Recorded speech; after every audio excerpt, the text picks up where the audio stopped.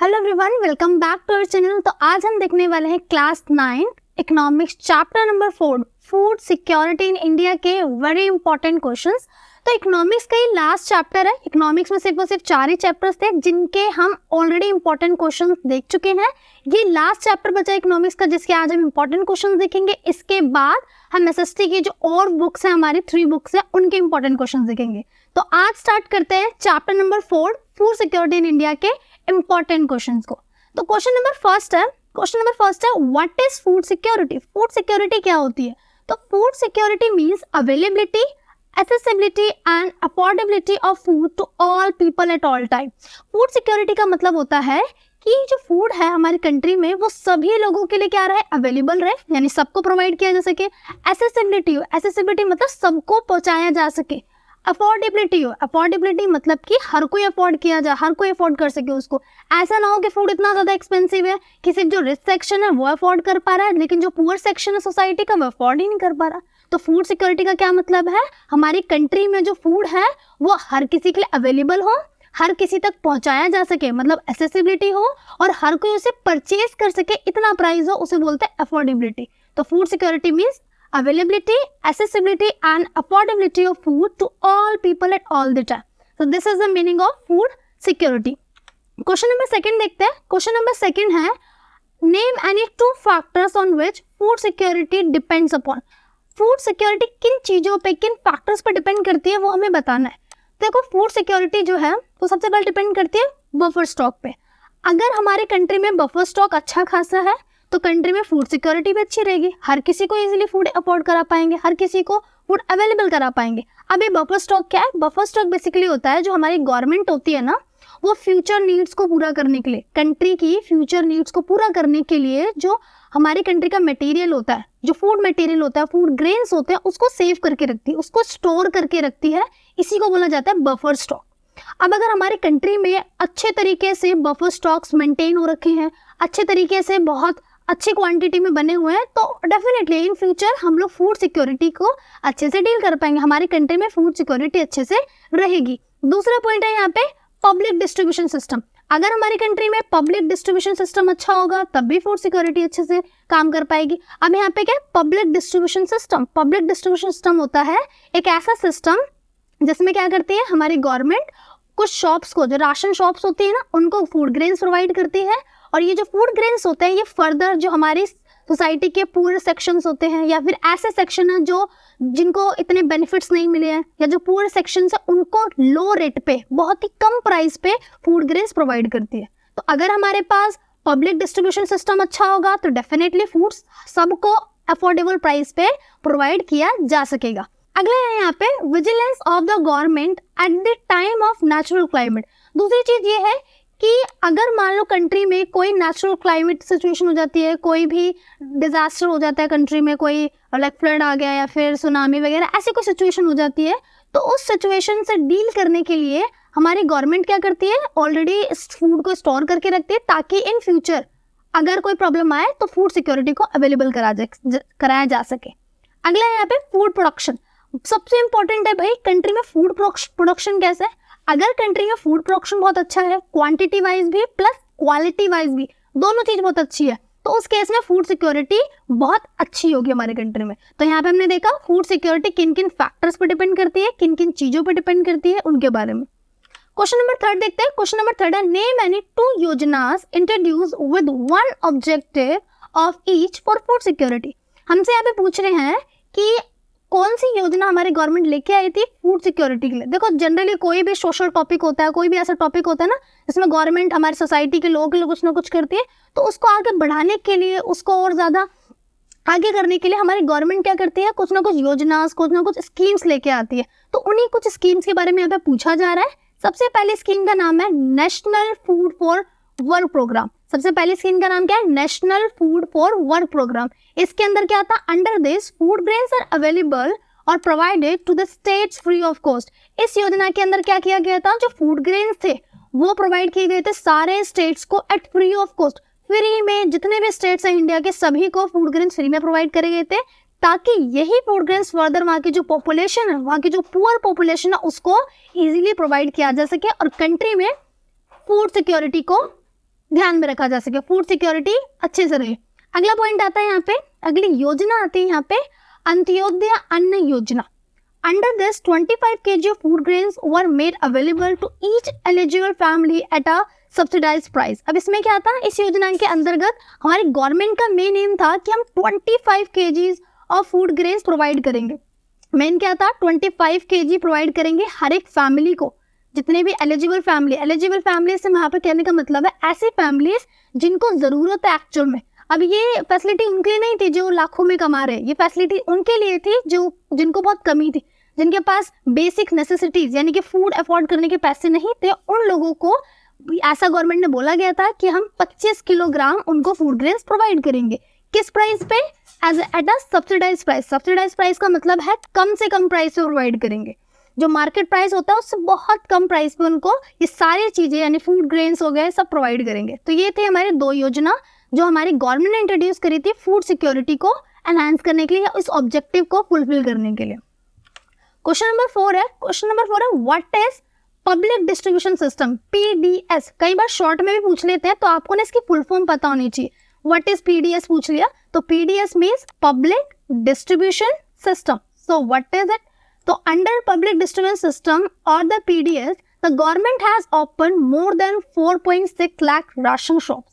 अब इस स्कीम के अंदर या बोले सिस्टम के अंदर हमारी गवर्नमेंट ने क्या करा है, अब तक 4.6 लाख राशन शॉप्स ओपन करी है। इसमें क्या है, जो पब्लिक डिस्ट्रीब्यूशन सिस्टम है हमारी गवर्नमेंट क्या करती है, कुछ राशन शॉप्स खोलती है जिसमें क्या करती है government 4.6 lakh ration shop all the country to distribute food grains and other essentials goods to the poor people at reasonable rate. इसके अंदर क्या है, पब्लिक डिस्ट्रीब्यूशन सिस्टम का मेन ऑब्जेक्टिव यही होता है गवर्नमेंट का कि क्या करें, राशन शॉप्स खोला जाए और उन राशन शॉप्स के थ्रू जो हमारी सोसाइटी के पुअर पीपल हैं, जो पुअर सेक्शन है, उनको फूड ग्रेन्स प्रोवाइड किया जा सके, या फिर जो एसेंशियल चीज़ें हैं जैसे कि चीनी हो गया, मसाले हो गए, या फिर और भी बहुत सारी चीज़ें जो उनको ज़रूरत है, जैसे साबुन हो गया, तेल हो गया, ये सारी चीज़ें उनको प्रोवाइड की जा सके at a reasonable price. Reasonable price का मतलब है एक सही सही दाम पे, ऐसा नहीं कि बहुत ज़्यादा प्राइस पे दे रहे हैं। अगर बहुत ज़्यादा प्राइस होगा तब तो वहाँ से अफोर्ड ही नहीं कर पाएंगे। तो पब्लिक डिस्ट्रीब्यूशन सिस्टम का मेन ऑब्जेक्टिव है राशन शॉप्स के थ्रू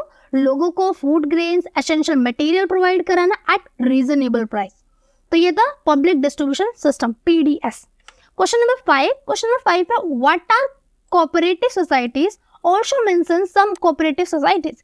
NE4 हमें क्या बताना है यहाँ पे, सबसे पहले तो ये बताना है कि कोऑपरेटिव सोसाइटीज होती क्या है, इनका मीनिंग क्या है, इनका ऑब्जेक्टिव क्या है। दूसरी चीज हमें बताना है कि करंटली इंडिया में कौन सी 4 मेन कोऑपरेटिव सोसाइटीज है जो रन करी जा रही है लोगों के द्वारा। तो सबसे पहले कोऑपरेटिव सोसाइटी क्या होती है वो देखते हैं। The cooperative societies are the societies which are run by local people. ये ऐसी सोसाइटीज होती हैं जो लोकल पीपल द्वारा रन की जाती है। ये बेसिकली क्या होता है, मैं बोल सकती हूँ ग्रुप ऑफ पीपल होता है। यहाँ पे काफी सारे लोग आपस में मिलकर के एक ग्रुप बनाते हैं, एक सोसाइटी बनाते हैं।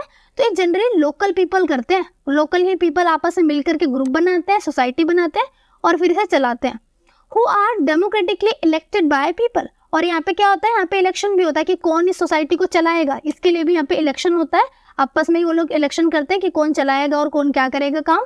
These cooperative societies provide people the basic necessities of life like food grain, milk, vegetables, etc. at reasonable price। यहाँ पे बता रखा है कि जो कोऑपरेटिव सोसाइटीज है इनका मेन काम क्या है भाई, इनका मेन काम होता है जो सोसाइटी के लोग हैं उन सभी को क्या क्या प्रोवाइड कराना, basic necessities of life. Basic necessities में क्या आ जाता है, फूड ग्रेन्स आ जाता है, मिल्क आ जाता है, वेजिटेबल्स आ जाता है। इन सारी चीज़ों को प्रोवाइड करना eight reasonable price. Reasonable price means सही प्राइस से प्रोवाइड करना भाई, ज़्यादा नहीं होना चाहिए प्राइस, ये मार्केट प्राइस इतना नहीं होना चाहिए, मार्केट प्राइस से कम प्राइस पे इसको प्रोवाइड करना। अब देखते हैं करंटली इंडिया में कौन कौन सी कंपनीज है जो वर्क कर रही है। सबसे पहला आता है दिल्ली में मदर डेयरी। मदर डेयरी तो जानते हैं भाई, ये जो डेयरी मटेरियल्स होते हैं सब प्रोवाइड करती है, लाइक दही हो गया, दूध हो गया, ये सारी चीज़ें। तो मदर डेयरी ये भी एक कोऑपरेटिव सोसाइटी ही है और ये दिल्ली में है। अगला है यहाँ पे अमूल कंपनी, ये भी दूध वगैरह डेयरी से रिलेटेड मटेरियल प्रोवाइड करती है, तो ये गुजरात में। अगला है वेरका कंपनी, ये पंजाब में है। और उसके बाद अगला लास्ट आ जाता है एकेडमी ऑफ डेवलपमेंट साइंस, जो कि महाराष्ट्र में। ये कुछ कोऑपरेटिव सोसाइटीज हैं जो करंटली इंडिया में रन की जा रही है। क्वेश्चन नंबर 6 है what is a subsidy. Subsidy क्या होती है, तो इसका आंसर है a subsidy is a payment that a government makes to the producer to supplement the market price of a commodity. Subsidy क्या होती है? एक वो अमाउंट होता है जो गवर्नमेंट पे करती है। ये अमाउंट याद रखना, गवर्नमेंट पे करती है प्रोड्यूसर को। प्रोड्यूसर कौन? जो प्रोडक्शन करता है, जो चीजों को बनाता है, जो बड़ी बड़ी फैक्ट्रीज के मालिक होता है, या फिर इवन जो हमारे फार्मर्स भी होता है, ये भी एक टाइप के प्रोड्यूसर्स है। तो हमारी जो गवर्नमेंट है ये क्या करती है? प्रोड्यूसर्स को सब्सिडी प्रोवाइड करती है। क्यों प्रोवाइड करती है? Subsidies can keep consumer price low while maintaining a higher income of domestic producer। Basically subsidies इसीलिए प्रोवाइड करती है ताकि जो कंज्यूमर प्राइस है उसको लो रखा जा सके, यानी जो चीजें हैं कंज्यूमर को लो प्राइस पे प्रोवाइड की जा सके और वो लोग इजीली चीजों को अफोर्ड कर सके। दूसरा, अब एक चीज है, अगर मान लो कंज्यूमर प्राइस लो कर दिया जाए, अगर चीजों को सस्ते दाम पे बेचना चालू कर दिया जाए तो इससे तो प्रोड्यूसर को लॉस हो सकता है ना, जो इंसान प्रोडक्शन कर रहा है उसको तो लॉस हो सकता है। तो इसीलिए हमारी गवर्नमेंट जो होती है, जो हमारे प्रोड्यूसर्स होते हैं, उनको क्या करती है? एक अमाउंट पे करती है, एक पेमेंट करती है, जिसको बोला जाता है सब्सिडीज। और यही होती है हमारी सब्सिडीज का मेन ऑब्जेक्टिव, जिससे कंज्यूमर प्राइस को भी लो किया जा सके और साथ में जो हमारे प्रोड्यूसर्स है उनकी इनकम पे भी कोई इफेक्ट ना पड़े। तो ये थी सब्सिडीज। अगला आता है सेवंथ क्वेश्चन है distinguish between chronic and seasonal hunger. Chronic hunger और सीजनल हंगर क्या होती है, इन दोनों में डिफरेंस बताना है। सबसे पहले देखते हैं क्रॉनिक हंगर। क्रॉनिक हंगर होती है, chronic hunger is a consequence of diet persistently inadequate in terms of quality and quantity। अब क्या बोल रखा है यहाँ पे? क्रॉनिक हंगर क्या होती है? क्रॉनिक हंगर होती है तब जब या तो आपको क्वांटिटी अच्छी ना मिले हो खाने की, या फिर आपको क्वालिटी अच्छी ना मिले हो खाने की, तो उसकी वजह से जो हंगर होती है, उसकी वजह से जो भूख होती है, उसको बोला जाता है क्रॉनिक हंगर। क्लियर है? Chronic hunger is a form of hunger where या तो क्वांटिटी अच्छी नहीं है या फिर क्वालिटी अच्छी नहीं है। आपको क्वांटिटी अच्छी मिल गई लेकिन क्वालिटी अच्छी नहीं मिली, या फिर क्वालिटी अच्छी है खाने की लेकिन क्वांटिटी बहुत कम मिली। तो इस वजह से जो हंगर जनरेट होती है, इस वजह से जो हंगर होती है, भूख होती है, उसको बोला जाता है क्रॉनिक हंगर। वहीं पे सीजनल हंगर क्या होती है? इसके तो नाम से समझ में आ रहा है भाई, सीजनल मतलब जो सीजन के अकॉर्डिंग होती होगी। तो seasonal hunger is related to cycle of food growing and harvesting. ये एक टाइप की ऐसी हंगर होती है जो कब होती है? बेसिकली फूड ग्रोइंग का जो टाइम होता है तब, और जब हार्वेस्टिंग का टाइम होता है तब, उसके बीच में जो हंगर होती है उसे बोलते हैं सीजनल हंगर। देखो, अब जो फार्मर होता है वो क्या करता है? फूड को शो कर देता है, यानी बीज शो कर देता है। उसके बाद में क्या होता है? वो जो फूड होता है ग्रो होना चालू हो जाता है।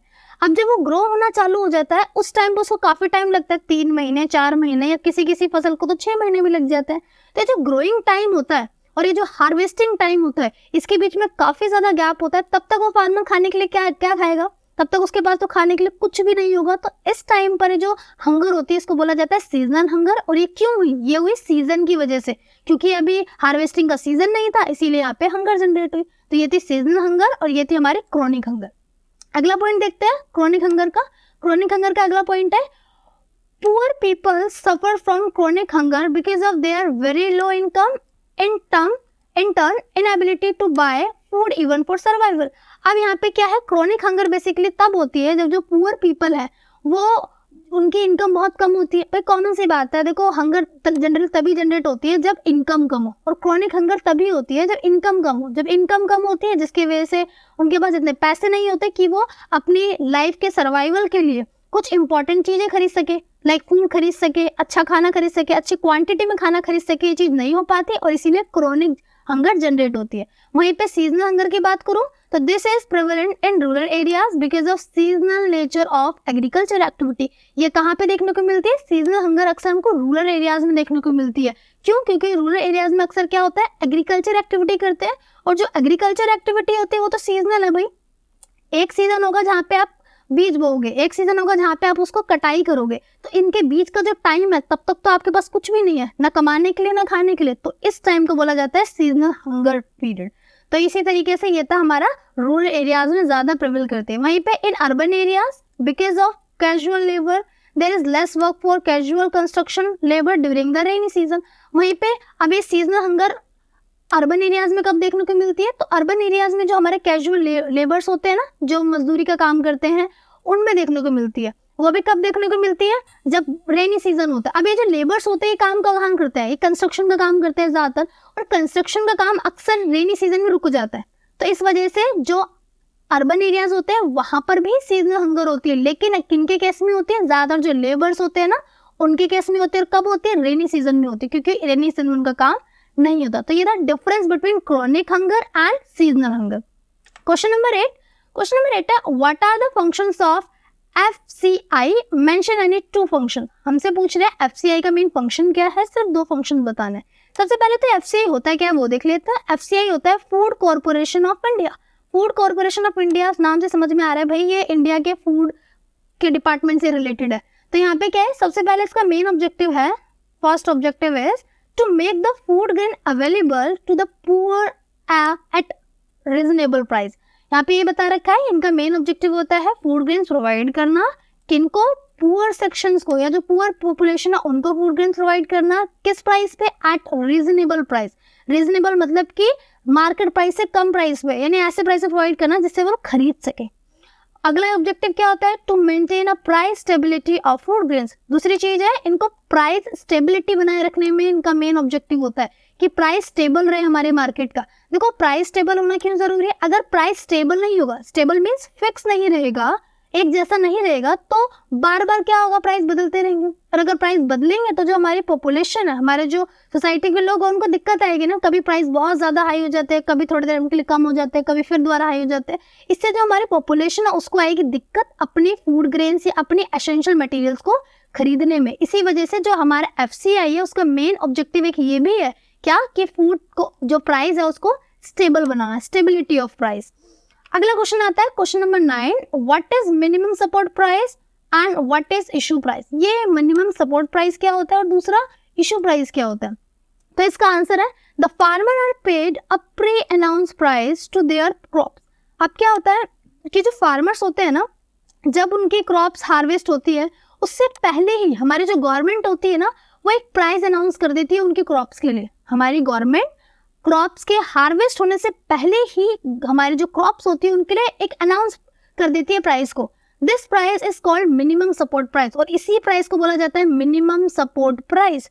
The MSP, the minimum support price is before the sowing season to provide incentive to the farmer for raising the production of these crops declared by the government every year. यही बता रखा है कि ये जो हमारा मिनिमम सपोर्ट प्राइस होता है ये एवरी ईयर, हर साल हमारी गवर्नमेंट फिक्स कर देती है, अनाउंस कर देती है।